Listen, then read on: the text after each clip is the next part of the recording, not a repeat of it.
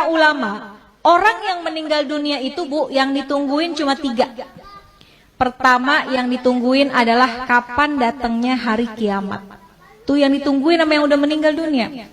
Kalau orang yang meninggal dunia orang soleh, ahli ibadah, sekalipun wafatnya udah puluhan tahun, ratusan tahun, tapi ketika dia di dalam kubur rasanya kayak cepet banget, gak terasa.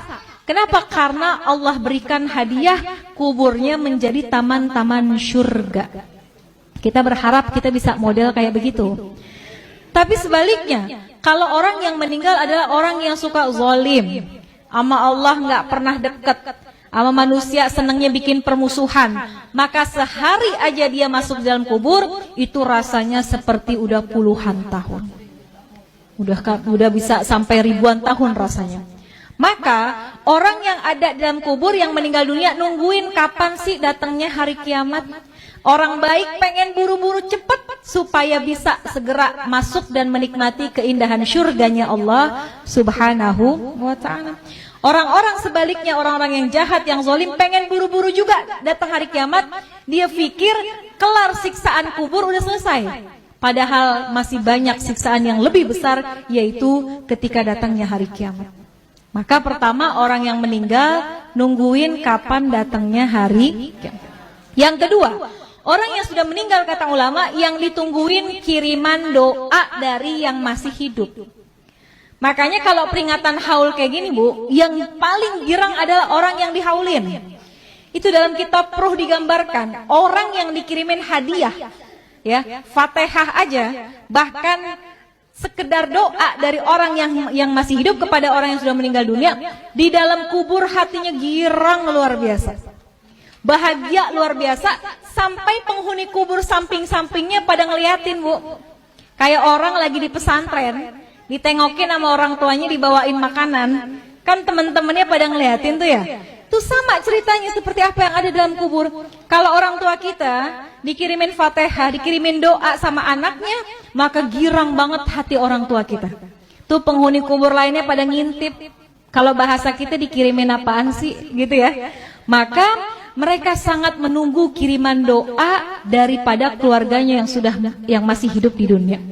Bahkan diceritain Bu, kalau yang ngirimin anaknya, keturunannya itu malaikat akan membawa doanya menggunakan nampan yang terbuat dari emas. Punya nggak nampan dari emas? Nggak ada. Tapi Masya Allah ketika kita meninggal dunia, malaikat hadirkan doa.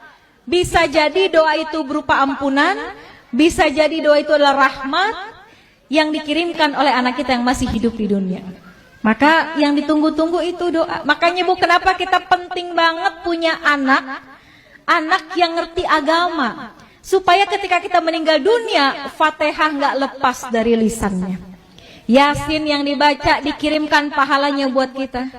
Kalau anak Bu ke orang tua, kalau kata guru saya, anak ke orang tua sekalipun gak dia niatin khusus buat orang tua saya, sekalipun gak disebut, pahalanya terus dialirkan oleh Allah kepada orang tua kita yang sudah meninggal dunia. Apalagi kalau diniatkan secara khusus.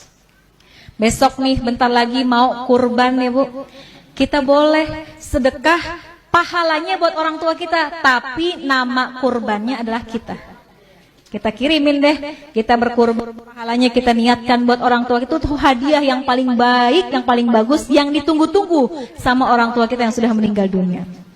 Yang ketiga, apa yang ditungguin sama orang yang meninggal dunia? Kiriman laporan dari malaikat. Tuh malaikat itu Bu ngirimin laporan tentang anak cucu keturunannya.